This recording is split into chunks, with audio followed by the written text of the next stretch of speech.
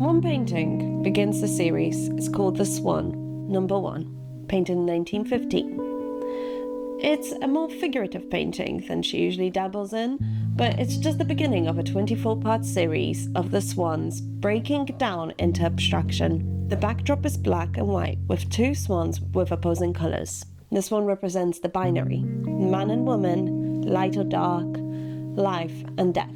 They are mirroring each other like the yin and yang, reflecting each other's movement and positioning like a choreographed dance. In Hilma's symbolism, white swan with a blue beak and feet represent the woman, whereas the black swan with the yellow feet and beak represent the man. The 2 forms are curious about each other, so they lean into what looks like a kiss. It's hard to tell what the swans themselves mean to Hilma, but at the time, she would be surrounded by Swedish folk mythology. For example, Valkyries were swan maidens who would shape-shift between human and swan form and lead soldiers through to Valhalla. Another point of inspiration could be the many depictions of swans in Hinduism, where they represented higher spiritual wisdom. In the next painting, the 2 swans turn on each other into an aggressive position, with necks bending into dynamic angles, still mirroring each other, with what feels like a soft pink explosion from the circle in the middle. Perhaps the pink is a reflection of the blood dripping from the tips of the beautiful wings. Curled into one shape that resembles the seed, the swans bend and spiral the space and colour around them. These swans are either fighting or they are making love. Either way, they are blending into one, and at the same time breaking apart. In the next few paintings, you can see they have mixed and continued on the breaking down journey, from 2 swans to 4, and then more pieces into more abstracted forms. Suddenly, we are back to black and white background, with cubes orbiting the core cube, which is bigger than others. It resembles the first painting, but now a lot more geometrical, a lot more abstracted, a lot more broken down. This painting is dynamic and has so much movement to it. The cubes are painted quickly, and the paint is quite thick, adding to the melting feeling of the orbiting shapes. Are those shapes swans anymore? Are they together or separate? It is safe to assume these swans are signifiers for something more ambiguous: matter.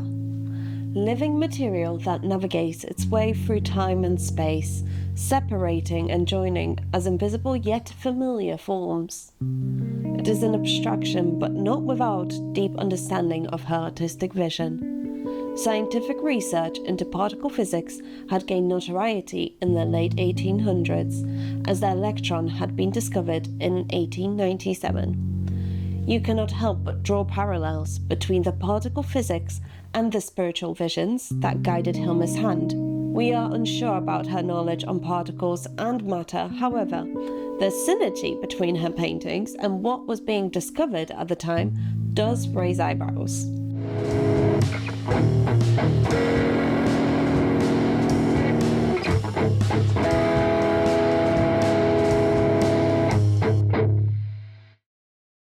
AF Klint had 3 strikes against her. She was a woman, she had no contacts in the art world, and it didn't help that she was a medium who believed her art flowed through spiritual forces. But before we get into her mind-blowing art, let's set the stage. Hilma AF Klint was a pioneer in a time when ladies didn't have any opportunities. Her art knocks Kandinsky, the forefather of abstract art, right off the pedestal and puts Hilma AF Klint as the mother of abstraction. Hilma was born in Sweden, 1862, to a Protestant, well-off naval family with no interest or background in art. She was the 4th of 5 children: Anna, Idja, Hilma, Gustav, and Hermina. She grew up in Carlsberg Castle, a naval academy. Her father, Captain Victor AF Klint, was an admiral, mathematician, and occasionally a violinist. Mum was called Matilda. I wasn't able to find much about Hilma's mum, but she was said to have given birth to Hilma in the barracks in the Naval Academy, which was known to be incredibly damp and cold. Hilma, growing up, was surrounded by nature. Her direct descent nephew, Eric, speaks of summers spent on the island Idaso, mushroom picking, sailing, or playing in the woods. 1879, Hilma meets Bertha Valerius, who was a photographer, medium, and a socialite in Klint's circles. Bertha was older, but she was open about her mediumship, and this fascinated Hilma a lot. Bertha acted as a spiritual mentor who taught Hilma a lot about theosophy and anthroposophy, which in basic terms is a philosophy or study of human morality, spirituality, and to be fair, it feels a little bit like the origins of New Age religions. Hilma experimented with mediumship at this time and tried to make contact using different techniques like automatic drawing, which is where you draw instinctively with no plan. In 1882, she attended the Royal Academy of Fine Arts. Hilma AF Klint graduates with honours from the Academy, and at this time she created traditional art depicting mythology, landscapes, and commissioned some portraits. She even illustrated children's books. She was good at what she was doing, and she was making money for herself. From 1886 to 1914, she had over 24 exhibitions of her conventional artwork. In this time, Hilma painted a lovely self-portrait of her performing a séance. She is shown in a white robe used for the séances and readings, with a soft side profile and a content glance. She looks settled and happy. She painted it with watercolours, which just adds to the elusive feeling of her look. She established herself as a respected artist in Stockholm, exhibiting figurative paintings and serving briefly as the secretary of Association of the Swedish Women Artists. In May 1886, Bertha Valerius anonymously published a book as a writing medium. Only a few knew what the initials BV really stand for, but Hilma owned a copy and wrote her name under. There were messages from artists that Bertha claimed to have received. A voice, Eon, predicted artists would be equipped with great power. The temple of art will then no longer be segregated by sensual images, since music and painting will harmoniously produce universal representations. Valerius wrote, completely different expressions will emerge from practitioners of art. Now, the group of women weren't sure who would be the new master artist of them all. Of course, Bertha Valerius, being the lead of the pack and most experienced, thought that she will be the one to revolutionize art movements. What I find freaky is that Bertha wrote this entry in 1886. Now, those of us who like art know that Kandinsky has been considered the forefather of abstraction through art and music. Kandinsky doesn't paint his first painting in abstraction until 1914. So technically you could say that Bertha actually predicted his arrival. However, this is a big old lie because Kandinsky actually wasn't the forefather of abstraction, and this has been changed by this old lady, Hilma AF Klint. In 1896, Hilma and her 4 girlfriends made a seance group called The Five, a little female collective where they could do medium exercise and whatnot together. During their seances, they made contact with so-called high masters. The 5 begin to document their experiences in notebooks. The group also practices automatic writing and drawing, which means writing and drawing without consciously guiding the movement of the pen on the paper. You have no preconceived idea of what you're going to write and what you're going to draw, so you either end up with scribbles, words that your brain is just blurring out, or some interesting drawings. The artist became a vessel for the spirits themselves. Hilma didn't consider herself the artist, but the energies and power that guided her were the artists. In 1906 is when it gets really juicy. Hilma was 44 when she broke away from her traditional academic art, and she embarked on a whole different journey of her own. She, of course, had her group of women to paint alongside.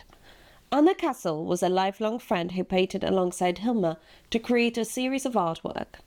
Hilma wrote in her notebook, 2 individuals must travel together, for the path makes it impossible for one person to proceed alone. Anna Castle studied with Hilma at the Academy of Fine Arts, and they embarked on a spiritual creative journey together. In Hilma's notebook, dated January the 1st, 1906, Amelia offered me the work, and I immediately said yes. It's important to note here that she was in contact regularly with these spirits, and they had been considered the High Masters, not just any old ghost. Not just ghosts, but the spirit guides who have achieved a different level of consciousness. These spirits had a range of names: Amelia, Georg, Gregor, and they came from all different kind of cultures. They were from different nationalities and religions. For example, Anande was Buddha's favorite student. They offered her the work and she agreed. So it's a misconception that she had been possessed by the ghosts when actually she agreed to work with the ghosts. It was more of a collaboration rather than a possession. Primordial Chaos in 1906 is a series of paintings that Hilma embarked on.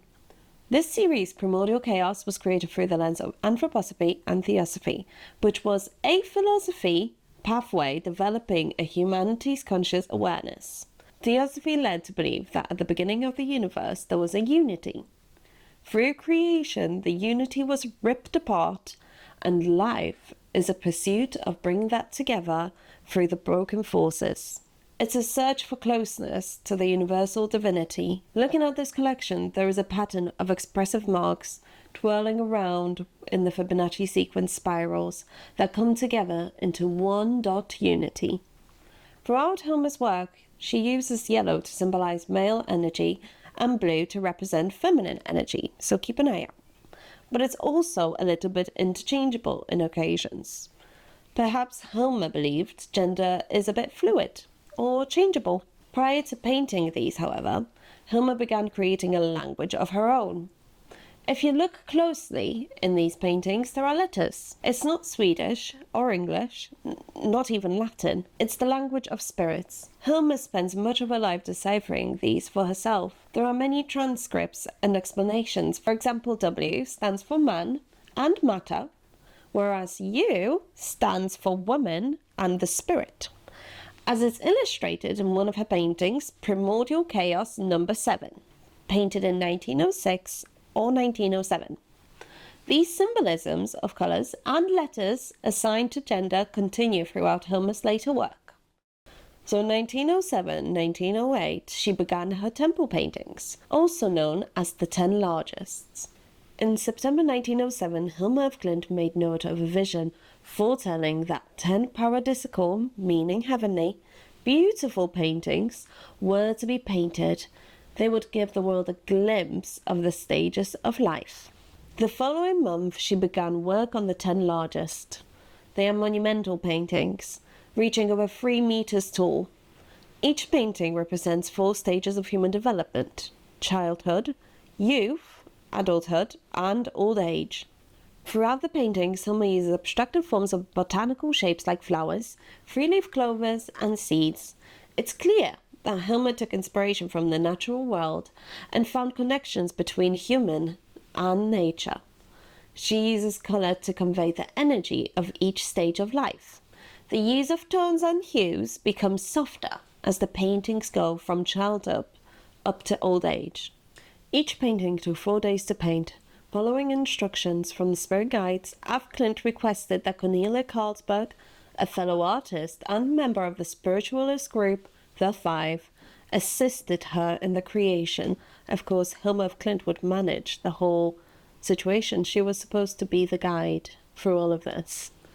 Because of the size of these massive paintings, the group of women artists and mediums most likely created on the studio floor, a radical departure from the traditional easel painting of the current day. The childhood and youth paintings have a lot of floral and natural motifs, again showing duality between the blue and yellow energies. These paintings have a lot of organic shapes and energetic colours. They are bouncy and bright. They have this fun, chaotic flow to them. The way the shapes and forms overlay with no plan, you can tell that it's an instinctive and not planned painting. When you look at the old age paintings to compare, they create a more peaceful feeling. The colours are more harmonious. They feel static but radiating. They carry more geometric shapes and feel more arranged than the other paintings in the series. There is a sense of calmness. She painted the 10 to be specifically hung in a special order, hence why they are numbered, in a magnificent spiral temple. The temple was meant to be a spiritual hub where the paintings intended to be hung together, creating what she described as a beautiful wall covering. So it was supposed to be a decoration for a place where they can worship, I suppose. Hilma made a choice to keep the 10 largest series a secret. People of the 1900s weren't really ready for the revolutionary style. The 10 largest weren't for viewing to just anybody. Only a select group of friends could view this series of monumental paintings. In 1908, Rudolf Steiner, leader of German theosophy and anthroposophy, held a lecture in Stockholm University. Hilma invited him to view her paintings. It is famously known that he has visited her, and this is supposed to be quite an important meeting in her career. In my research, I found that it's widely claimed that Rudolf simply didn't understand the paintings and couldn't decipher them. If an amazing theosophist like him couldn't decipher them, then who could? He declared that no one would be in the next 15 years able to decipher what these paintings mean and what these spiritual messages actually are. This art was ahead of its time. Rudolf Steiner himself didn't actually have any art experience. He was a spiritualist, an anthroposophist, and a theosopher. He was writing all about those kinds of things, the spiritual bits and bobs. So what Hilma wanted from him is she wanted his opinions on her artwork. So it is famously known that she sent out a letter to go and ask him for a studio visit. And weirdly enough, he agreed. So he travelled all the way from Germany to Stockholm to see Hilma. Why the hell would Hilma AF Klint actually want his validation? I mean, I understand that it's supposed to be conveying his messages and all of the messages from the spirits. However, he doesn't know art. He doesn't know painting. So why is Hilma AF Klint being dismissed by everyone around her? Kandinsky in 1912, as soon as he exhibited his work, was famously known. And he took the center stage. However, Hilma, she exhibited around Kandinsky. In fact, they were in an exhibition together at one point. But she was just ignored. Maybe because she was a woman. So although Hilma was dismissed by everybody, this never stopped her. At this point, the 5 has been dismantled and her collective has been grown to 13 women. They have been called the Friday Group because they would hold seances on Fridays and a range of workshops like automatic drawings and note-taking. Hilma was quite close to her members. It was once noted by one of her members, Sigrid Lansen, who was a gymnastics teacher. She noted in one of the notebooks, H slept with me for a while on the morning of July 25th, 1913. Kissed me incessantly, held my neck so tightly that I saw endless white flowers raining down. Now, if that isn't sexy, I don't know what is. Hilma even created a painting to commemorate her female sexual relationship. This painting is from 1913, funnily enough, around the same time as that notebook entry was written. In this painting, you can see 2 women. In the top half of painting, they are crouching down on their knees. A yellow woman is reaching for what looks like the higher source of energy, and the blue woman is reaching from the lower stream. A man is standing upright, holding a Fibonacci sequence, but maybe it's not just a spiral. Maybe it's a snail. Snails are actually hermaphrodites, meaning they have both boy and girl parts. Klint clearly had a good understanding of the natural world, and this painting clearly shows that Hilma had sexuality in mind when putting a shell on his thingy-majiggy. Hilma was a fan of science, and at this time, in Sweden, they were becoming a hub for the natural sciences. And I wonder if Hilma AF Klint knew this, And to understand her own sexuality, she visualized her workings out in this painting. Any woman who has joined their collective has already given up on Orthodox Christian beliefs as soon as they attempted the first conversing with the spirits. Many women who were part of this group adhered to a fluid gender borders. Hilma even had a male alter ego, Asket. And in this time, around 1912, Hilma resumed painting after having a 4-year break. In those 4 years, she moved out of Stockholm and out of her studio and moved to live with her now blind mother. Hilma really needed a friend, and she was feeling a little bit lonely because she was away from her group of spiritual ladies. This is when Hilma and Sigrid Lansen, you know, the one who talked about the endless white flowers, they got really close through this time. And after the 4-year break in 1912, Hilma continued her artwork for the temple. She spent some time doing preparatory sketches and focused on work about femininity, religion, spirituality, and nature. In 1913 to 1915, AF Klint created the Tree of Knowledge series. This work forms part of a Klint's painting for the temple. The artist draws on iconography from belief systems including Christianity, Hinduism, and Norse mythology. They are combined with her own spiritualism and religious imagery into this unique concoction shown in her art. As Julia Voss writes, Tree of Knowledge depicts a development. Everything is in motion.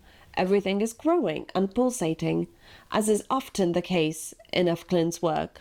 There are 2 overlapping levels, one biographical and one that relates to the history of humanity.